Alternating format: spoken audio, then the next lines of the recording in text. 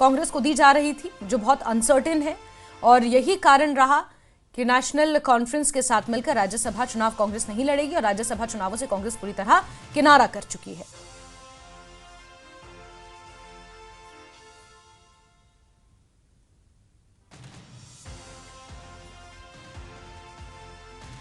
हमारी लीडरशिप ने एक सीट मांगी थी, safe seat, seat number 1 and seat number 2, उनमें से एक सीट, और उसके एवज में हमें नेशनल कॉन्फ्रेंस ने सीट ऑफर की थी, लेकिन दैट वाज सीट नंबर 4। तो इस चीज को मद्देनजर रखते हुए हमारे सारे मेंबरान ने कहा, चूंकि हम समझते हैं कि सीट नंबर 4 उतनी सेफ सीट नहीं है जितनी कि सीट नंबर 1 एंड 2 है, तो ये तय पाया गया यूनानिमसली कि हम सीट नंबर 4 के वास्ते अपना कैंडिडेट नहीं खड़ा करेंगे and we will leave it to our alliance partners कि वो उसके बारे में क्या सोचते हैं। राज्यसभा की सीट को लेके कांग्रेस में जो एक कंफ्यूजन चल रहा था वो कहीं ना कहीं क्लियर हो गया। जी हां, अभी कुछ देर पहले जेकेपीसीसी के अध्यक्ष तारिक हमीद कर्रा के साथ साथ पार्टी के तमाम सीनियर लीडर आज श्रीनगर के कांग्रेस भवन में थे, जहां उन्होंने एक प्रेस कॉन्फ्रेंस में क्लियरली कहा कि हम राज्यसभा में अपना कैंडिडेट फील नहीं कर रहे हैं। उन्होंने कहा कि 1, 2, 3 और 4 सीट्स जो थी, इस पर से हमने सीट नंबर 1 और 2 का प्रस्ताव दिया था नेशनल कॉन्फ्रेंस को, लेकिन नेशनल कॉन्फ्रेंस ने मना किया और हमें सीट नंबर 4 पे लड़ने के लिए कहा, जो कहीं ना कहीं सेफ सीट नहीं थी। ये भी कहा साथ ही साथ कि आज सुबह से ही कई सारी बातें चल रही थी कि कहीं ना कहीं नेशनल कॉन्फ्रेंस और कांग्रेस के बीच दरार आई है। उसको लेके भी एक क्लियरिटी आई है तारिक हमीद कर्रा की तरफ से कि हाईकमांड में इस वक्त बात चल रही है। हालांकि हमने सीएम उमर अब्दुल्ला को चिट्ठी लिखी थी, डॉक्टर फारूक को चिट्ठी लिखी थी, लेकिन अभी तक उस चिट्ठी का जवाब नहीं आया है और ये उन्होंने राज्यसभा के कैंडिडेट्स के हवाले से कहा था। वहीं अगर हम बाईपोल्स की बात करें, तारिक हमीद कर्रा ने कहा कि अभी वक्त है और हम आगे डिसाइड करेंगे दिल्ली में जो हाईकमांड होगी कि क्या हम जो ये 2 सीट्स है नगरोटा की और बडगाम की, इस पे अपना कैंडिडेट फील्ड करेंगे या कहीं ना कहीं अलायंस में नेशनल कॉन्फ्रेंस का समर्थन करेंगे। वो आने वाले दिनों में ही पता लगेगा। न्यूज़ 18 के लिए आफाक शाह के साथ श्रीनगर से मैं सरोज कफी। और कांग्रेस के उम्मीदवार नहीं देने पर नेता विपक्ष सुनील शर्मा ने नेशनल कॉन्फ्रेंस कांग्रेस गठबंधन पर निशाना साधा। नेता प्रतिपक्ष सुनील शर्मा ने कहा कि अब्दुल्ला साहब के घर पर ही कांग्रेस के सारे फैसले होते हैं। कांग्रेस का अध्यक्ष कौन बनेगा वो भी नेशनल कॉन्फ्रेंस ही डिसाइड करती है। इनका 2024 के असेंबली चुनाव में हुआ, उसके बाद अगर इनका अलायंस हुआ तो इनको तो कहीं कैबिनेट में, कहीं सरकार में तो कोई जगह तो दी नहीं, और लाख कोशिशें करने के बाद भी कांग्रेस को नहीं माना नेशनल कॉन्फ्रेंस ने, उनको बाहर रखा, बाहर का दरवाजा दिया। और अभी भी जो उम्मीद लगाए बैठे थे कांग्रेस की, शायद वो एक सेफ सीट नेशनल कॉन्फ्रेंस देगी, लेकिन जम्मू कश्मीर के लोगों को पता है कांग्रेस तो यहाँ कोई वजूद ही नहीं है, ये तो नेशनल कॉन्फ्रेंस ही है। और कांग्रेस में सब चीजें डिसाइड नेशनल कॉन्फ्रेंस करता है, राज्यसभा मेंबर ही नहीं, विधायक भी। और मैं तो ये कहता हूँ कि ऑर्गेनाइजेशनल जो हायरार्की है इनकी, प्रेसिडेंट कौन बनेगा, इनका वाइस प्रेसिडेंट कौन बनेगा, नेशनल कॉन्फ्रेंस तय करता है। कांग्रेस के प्रेसिडेंट ने प्रेस कॉन्फ्रेंस करके ये बताया कि वो कैंडिडेट नहीं उतारेंगे। उनकी क्या मजाल है। हाँ, नेशनल कॉन्फ्रेंस बोलेगी सिट तो बैठेंगे, बोलेगी स्टैंड तो उठेंगे। ये तो नेशनल कॉन्फ्रेंस के मर्सी पे है कांग्रेस। तो ये कोई इंडिपेंडेंट पार्टी नहीं है, इनके पास कोई इख्तियार नहीं है, इनके पास कोई अधिकार नहीं है अपना डिसीजन करने में। जो नेशनल कॉन्फ्रेंस के मतलब अब्दुल्ला साहब के घर में डिसाइड होगा वो कांग्रेस को इम्प्लीमेंट करना ही करना। वहीं बीजेपी ने राज्यसभा की 4 में से 3 सीटों पर अपने कैंडिडेट्स की घोषणा कर दी है। जम्मू कश्मीर बीजेपी अध्यक्ष सथ शर्मा को राज्यसभा का टिकट दिया गया है। वहीं राकेश महाजन और अली मोहम्मद मीर को भी मैदान में उतारा गया है। इसी सिलसिले में श्रीनगर में बीजेपी की बड़ी मीटिंग हुई और इस मीटिंग में नेता विपक्ष सुनील शर्मा ने पार्टी के 3 उम्मीदवारों को सम्मानित भी किया। बैठक में बीजेपी के सभी 28 विधायक मौजूद रहे और 24 अक्टूबर को होने वाले राज्यसभा चुनावों को लेकर रणनीति बनाई गई।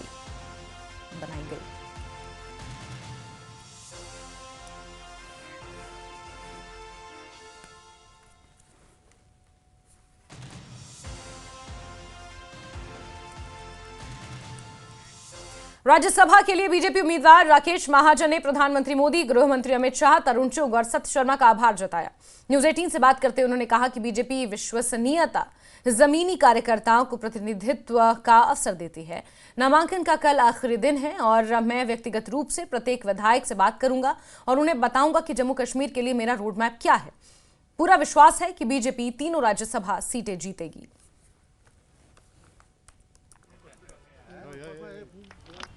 तो सबसे पहले तो जो हमारे जो नॉमिनेटेड कैंडिडेट है यहाँ से राकेश महाजन जी, उनसे बात करते हैं। महाजन जी, बहुत मुबारकबाद आपको।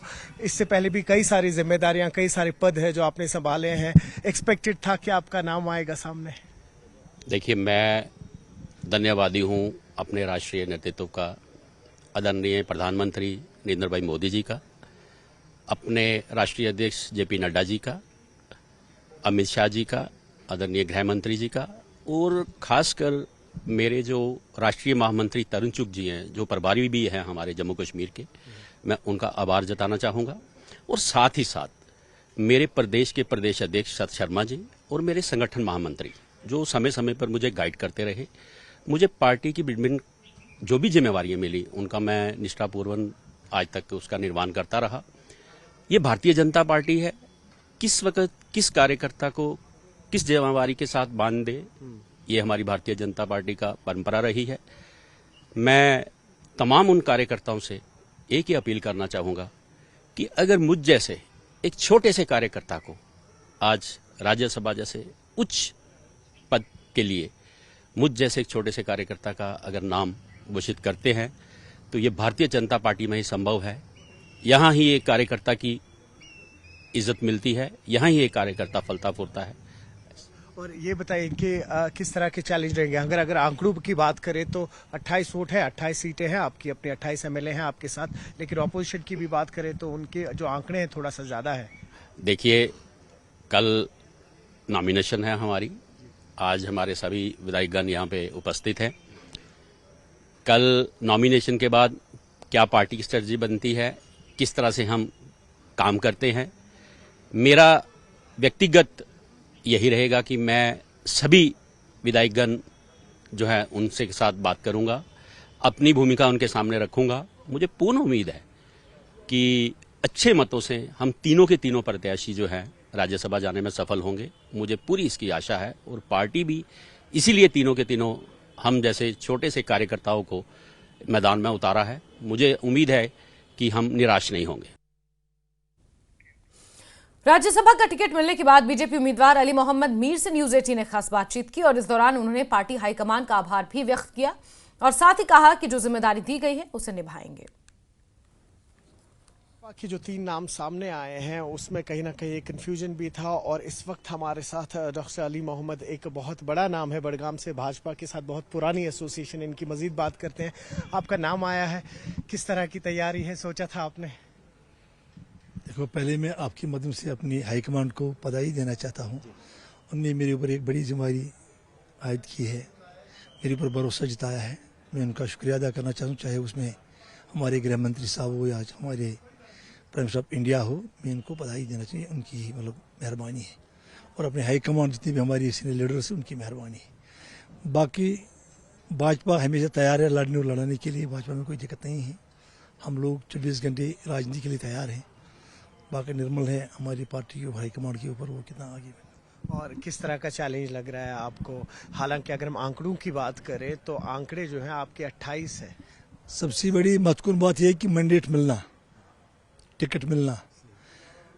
तो केंद्र की सरकार हमारे ऊपर ऐसा भरोसा जताए, ये सबसे महत्वपूर्ण बात है। बाकी जीतना जिताना ये तो ऊपर वाले के हाथ में है, ये हमारे बस की बात नहीं है। सब कुछ ऊपर वाले के हाथ में, कौन जीतेगा वही से। लेकिन बात यह है कि टिकट मिलना ये बड़ी महत्वपूर्ण बात है, मैंडेट मिलना और हमारे ऊपर ऐसा विश्वास करना जैसे मेरे कल। और आखिर में बस किस तरह का चैलेंज रहेगा अगर जो सीट है आपके नाम आ जाती है, किस तरह की रिप्रेजेंटेशन रहेगी आपकी? कोई इंपॉर्टेंट पार्टी का हमेशा एक ही रहा कि राजनीति एक ही मंत्र है कि सबका साथ, सबका विकास और सबका विश्वास, ये हमारा मंत्र है। हम इस मंत्र को कभी तोड़ने नहीं देंगे। हम इस मंत्र को आगे चलाएं, इसी मंत्र के आगे, क्योंकि हमारा ये है कि nation first, party second, self third. हम देश की बका के लिए काम करने वाले लोग हैं, हम इस देश की खिदमत करने वाले लोग हैं। हम कभी भी देश के मतलब पीछे नहीं रहेंगे, देश को आगे बढ़ाएंगे। देश की खातिर मर मिटने का कसम हमने खाया है, हम उस स्लोगन को आगे चलाएं। बहुत शुक्रिया। तो आपने सुना भाजपा के जो राज्यसभा के कैंडिडेट आज नॉमिनेट हुए हैं, डॉक्टर अली मोहम्मद बडगाम से हैं और कह रहे हैं कि पार्टी फर्स्ट। नॉमिनेट होना ये बहुत बड़ी बात है, आगे आंकड़ों का जिक्र अभी ना करें तो वो ज़्यादा बेहतर होगा। न्यूज़ 18 के लिए आफाक शाह के साथ श्रीनगर से मैं सरोज कफील। और खबरों का सिलसिला जारी है, वक्त एक छोटे से ब्रेक का।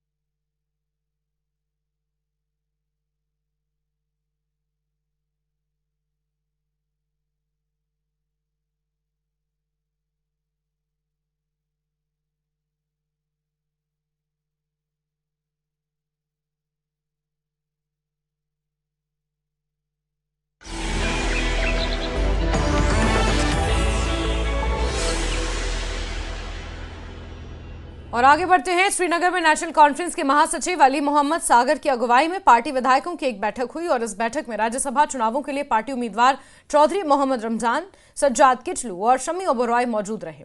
इसके अलावा कैबिनेट मंत्री सकीना इत्तू, जावेद राणा, जावेद डार और मुख्यमंत्री के सलाहकार नासिर असलम वानी भी बैठक में शामिल हुए। इस बैठक में आगामी राज्यसभा चुनावों को लेकर पार्टी की रणनीति पर विस्तार से चर्चा हुई।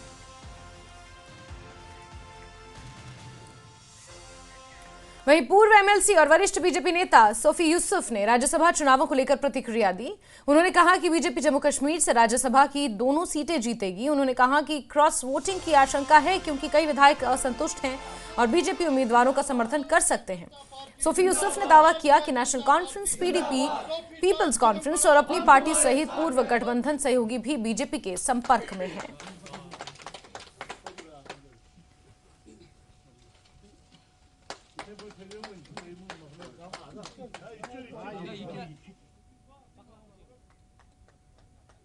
जब हमारा बिजबेड़ा में एक एविशन था, उसमें मैंने कहा कि हम भारतीय जनता पार्टी की 2 सीटें जीतेंगे लोकसभा में। तो बहुत सारे लोगों ने मुझे तनकीद का निशाना बना दिया कि सोफी साहब आप कैसे बोलते हैं, आपके एक सीट में भी 2 वोट कम है। मैंने उनको कहा, मैंने कहा 90 एमएलएज में बहुत सारे एमएलएज जो है जो हमारे साथ संपर्क में हैं, जो कहते हैं, जो तंग आ चुके हैं यहाँ की रीजनल पार्टियों से, जो कहते हैं कि हम क्रॉस वोटिंग करेंगे।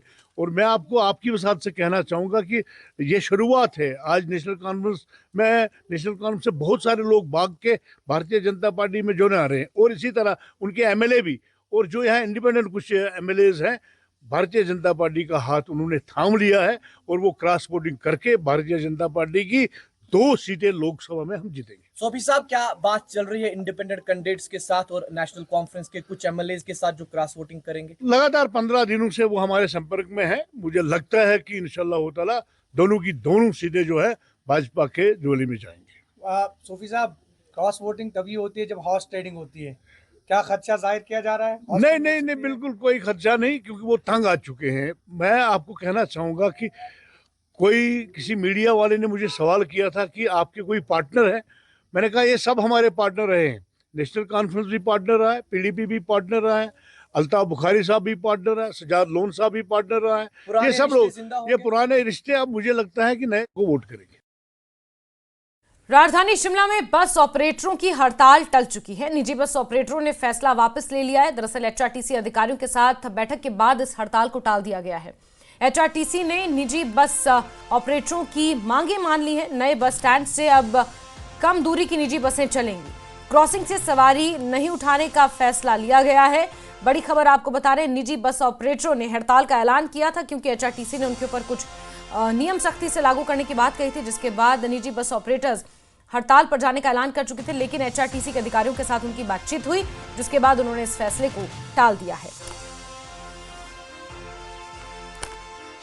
जैसा कि आप जानते हैं, पिछले कल हमारी एक चर्चा हुई थी जो कि 40 किलोमीटर के दायरे में और स्कूल बसेस जो स्कूल बसेस हमारा बच्चों को लेके जाती है और वापस सवारियाँ उठाती है, उसके बारे में, और जो चार्जिंग पॉइंट के लिए बसेस जाती थी और उसके विषय में जो बात हुई थी उसके बारे में आज हमारा आरटीओ में एक बैठक हुई, जिसमें एचआरटीसी के पदाधिकारी भी थे और हमारे आरटीओ साहब भी मौजूद थे और बस ऑपरेटर भी उसमें मौजूद थे, जिसमें ये निर्णय लिया गया है कि इन्होंने हमारी जो शर्तें हैं, जो 3 शर्तें थी वो मान ली गई है और बाकी आगे के 3 दिन का 4 दिन 1 हफ्ते का टाइम दे रहे हैं। उसके बाद जो है अगर नहीं मानेंगे तो